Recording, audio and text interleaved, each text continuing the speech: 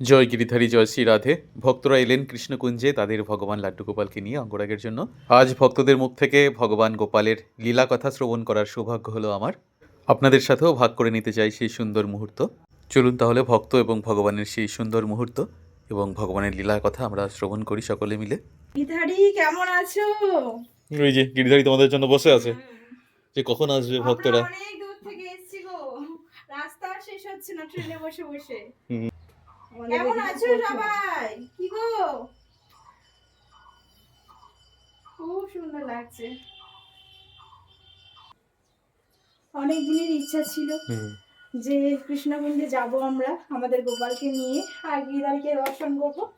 হঠাৎ কালকেই মত হয়েছে হঠাৎ, তো চলো আজকেই যাওয়া যাক। তোমরা কোথা থেকে এলে? দাদা আমরা এসেছি বারাসাত আমডাঙ্গা।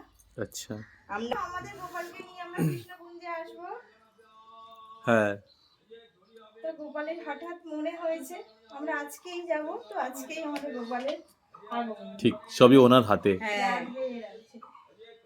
দেখো কত দাদা ভাই, দেখো ওই দেখো তোমার গিরিধারী দাদা, দেখো গিরিজা ভালো আছে? হ্যাঁ, ভালো আছে।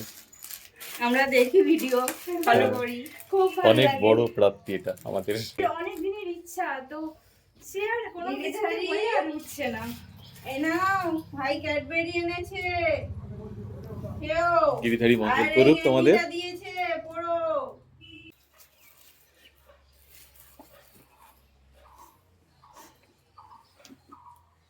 গিরিধারী তুমি কেমন আছো? মিষ্টি মুখ করো। ভালো আছো বাবা? হ্যাঁ কি গো, এই দেখো তোমার ভাইরা এসছে, দেখো তো।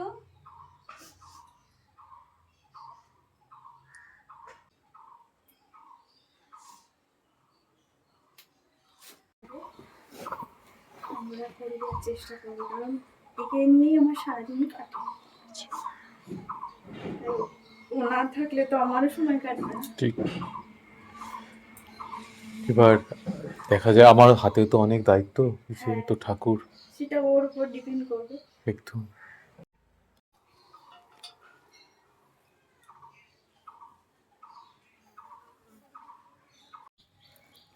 ওকে আমি এনে শোকেশের মধ্যে রেখে দিয়েছিলাম, সবাই বলছে প্রতিষ্ঠিতা না করে ওকে মানে হ্যাঁ। স্থানে।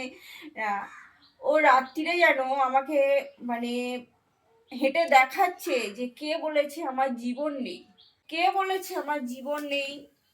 আমি মানে আমার মাকে যেন ঘুমের ঘরে ডাকছি, বলছি ও মা দেখো, ও বলছে আমাকে যে কে বলেছে আমার জীবন নেই, আমাকে শোকেশের মধ্যে তুলে রেখে দিয়েছিস। আমি তারপরে ওই কথাটা আমি কাউকে বলিনি, আমি ভাবছি যে হতেই পারে, আমি হয়তো ওই নিয়ে ভাবছি, ওটা হতেই পারে।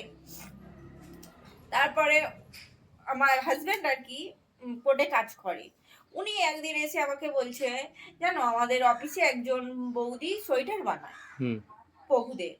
তা আমি বলছি তাহলে একটা বানিয়ে এনো।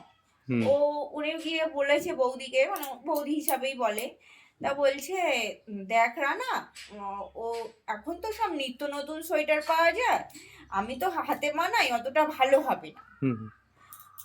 তা ও বলেছে তাহলে ঠিক আছে, আমি তাহলে তোমার সঙ্গে গিয়ে কিনে আনবো, কোথায় কিনতে পাওয়া যায়, আমি তো কিনিনি কোনোদিন ওই সব জিনিস। ওনাকে রাত্রিরে, তখন আমার গোপাল প্রতিষ্ঠিত হয়নি, ওনাকে রাত্রিরে স্বপ্ন দিয়েছে কেন তুই আমার সোয়েটার বানিয়ে দাওনি। উনি পরের দিন ওর বাবা, মানে আমার ছেলে আছে একটা, ওর বাবাকে বলছে, রানা আমি তোর সঙ্গে সোয়েটার কিনতে যাব না, আমার তোর গোপাল আমার বাড়ি এসে আমাকে বলে গেছে আমার সোয়েটার কেন তুমি বানিয়ে দাওনি, আমি নিজে হাতে ওকে একটা সোয়েটার বানিয়ে দেব। মানে ওর প্রতিষ্ঠিতার আগেই ওর লীলা শুরু করে দিয়েছে।